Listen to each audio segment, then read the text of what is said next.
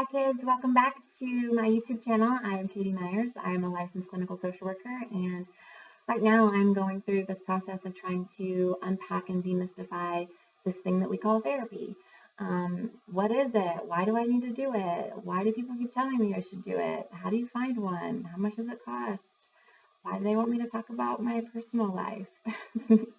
It's none of their business. Whatever it is that might be coming up for you as it relates to therapy. And my guess is because you're looking at these videos is that you yourself have some questions. And so one of my favorite things to talk about with clients in session, but I find that not every therapist does this, is what do you do after therapy?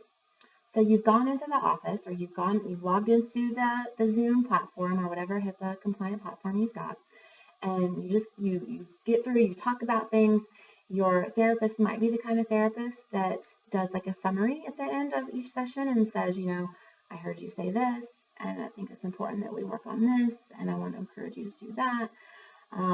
And here's what you can work on before we meet again.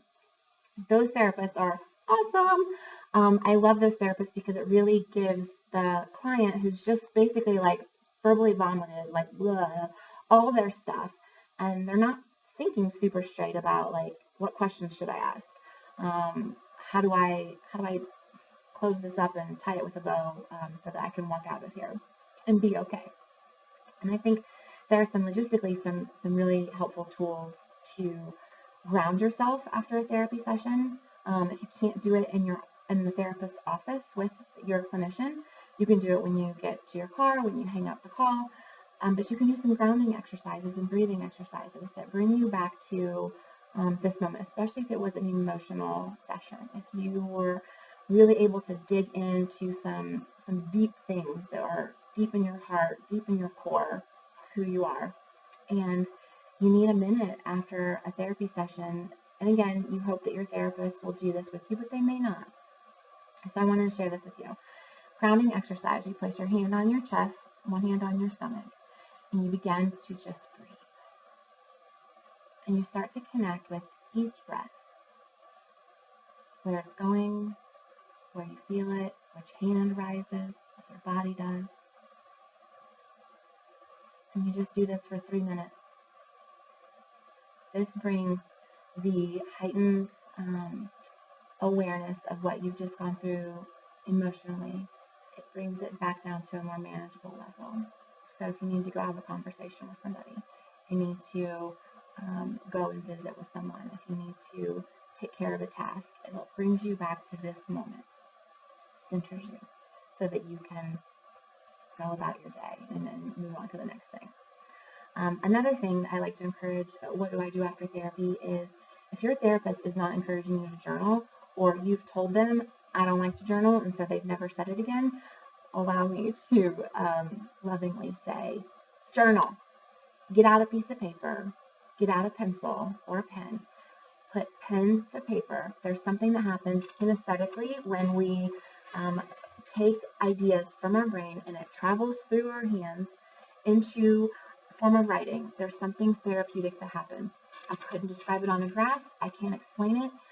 All I can tell you is that, again, as a clinician, when I see people doing that piece, those are the clients that get better faster.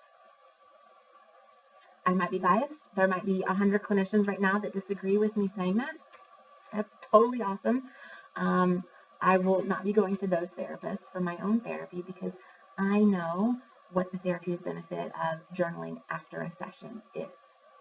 And I encourage you to find that. And if you're like, what if somebody reads it? Well, first things first, you can do anything with that piece of paper when you're done writing on it. You don't have to keep it in a journal. You don't have to you can set it on fire. You can throw it in the trash. You can do whatever you want with it.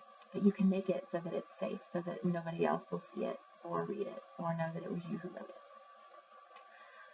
So grounding techniques after a therapy session, journaling after a session, but also like, how do you talk about this stuff that you're going through with others, with outsiders, or with friends or colleagues who might know that you've started talking with somebody, but do you then talk with them about it?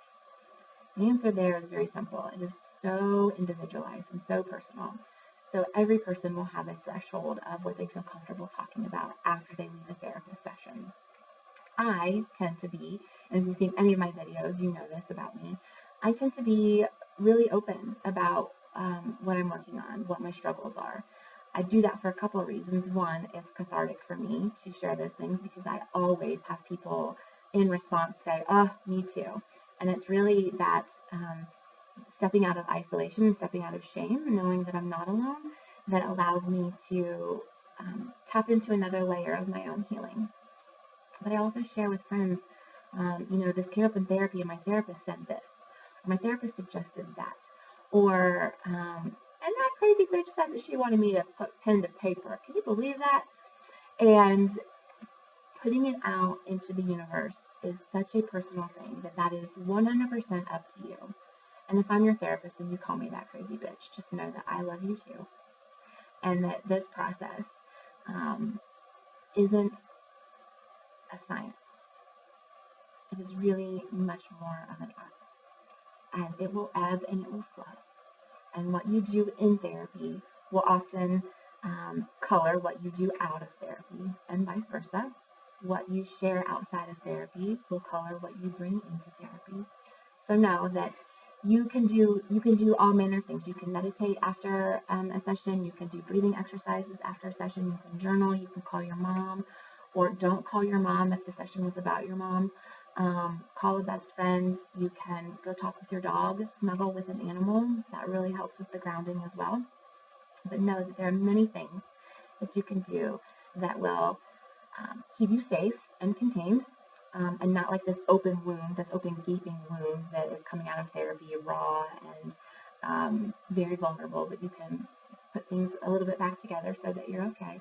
And there are things you can do to enhance what you just did in therapy, like journaling, or doing a video blog, or talking it out with a friend or whomever. So keep coming back for more therapy, demystification, unpacking what is this thing, who are these people that want us to talk to them about our deepest, darkest secrets, and how can we maneuver the process of finding a therapist. I've tried to unpack all of that in these videos, and if you have any questions or comments or concerns, please put them in the comments. I will try to get to all of them, and I'll create new videos if that's what we need to do to continue to unpack this. It's a really important topic, especially now. So, love and light. I will see you all soon. Mwah.